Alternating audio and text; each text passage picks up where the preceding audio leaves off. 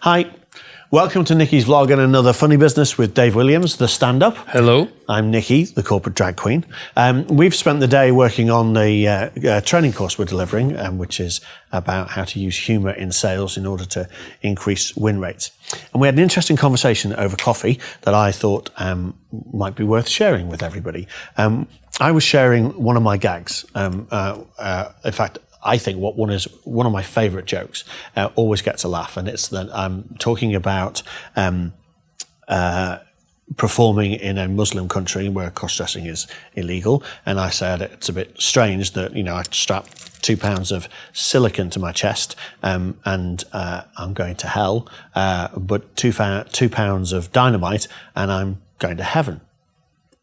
And whilst we were having a chat about that, you came up with this great line that I could add to it, a bit of a tag, and go, at the point when I talk about going to heaven, because I've blown myself up, I could say, "Oh God, I'm coming," which is a good tag. And then you said a very interesting thing. You said, "I don't think that's been used before." And that happens a lot when I'm working with other comics. You write a gag and then have to sit there and go, have I heard that? Has that been used?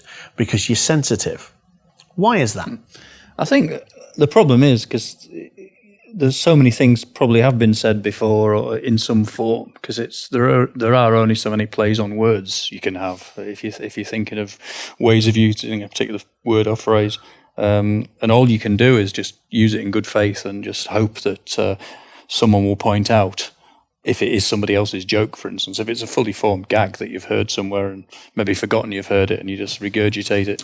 So it reminded me about, I don't know whether you saw it in January, I'll put it up. There's a page from the Mail. This is from January 2016, and Amy Schumer was accused of stealing a joke from 3 different comics. Yeah. And I have to say that I always thought that was amazing. How can you steal a joke from 3 different people? And presumably what they're doing is trying to get some kind of royalties or some kind of money from her because she's been successful.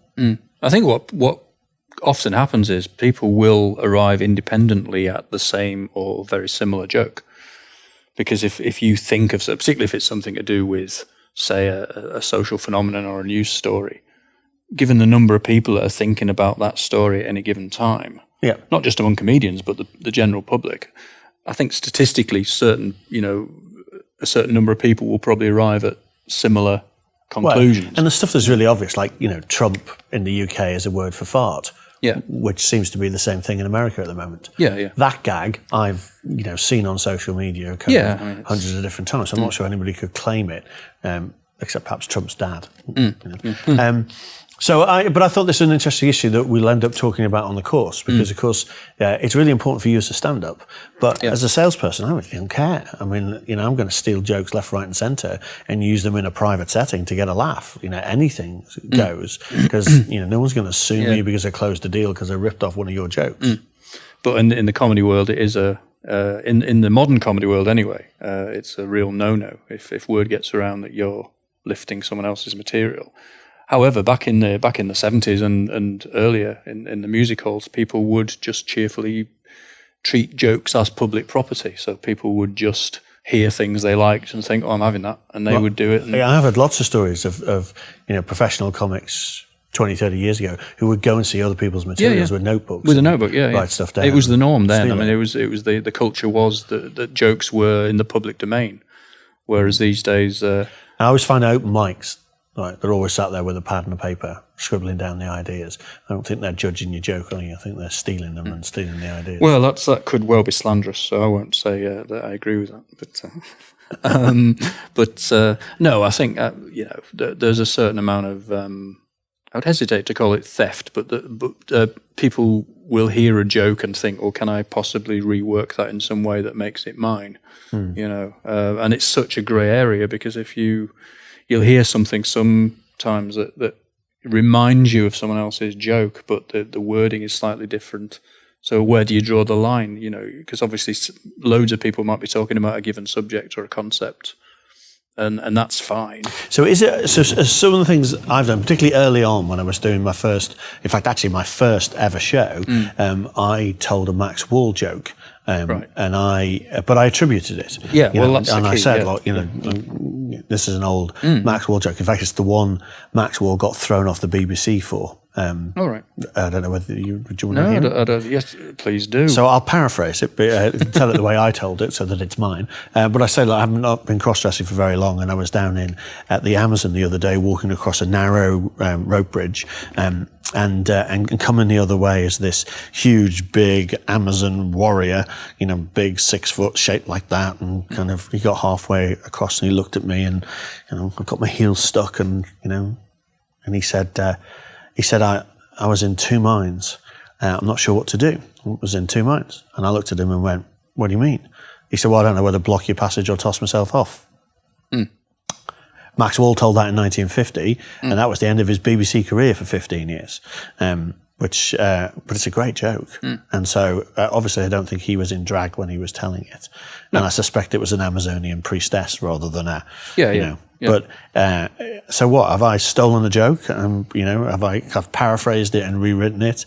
You know, it's the same punchline. Well, you've attributed it as well, haven't you? You've said this is a thing that exists and here's my take on it. I think that's slightly different because you're not passing it off as your own original work. No, I use a Tommy Cooper joke every time I get on board of a plane and I'm turning left and somebody's turning right. I always tap them on the shoulder and say, according to Tommy Cooper, safer at the back because planes don't back into hills.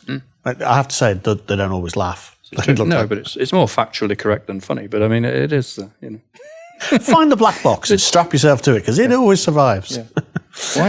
Why don't they make planes out of the same material as black boxes are made of, etc.? That's been done many times as well. Yeah, and why is the window in the toilet frosted? Who's looking in at 60,000 feet?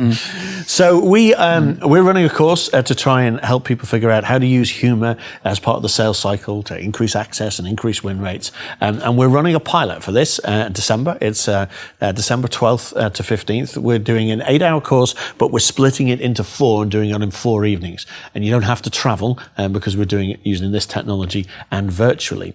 So we're going to run it at 7 o'clock in the evening to 9 o'clock in the evening so that you can still get to the pub afterwards or do it in a hotel or wherever you happen to be.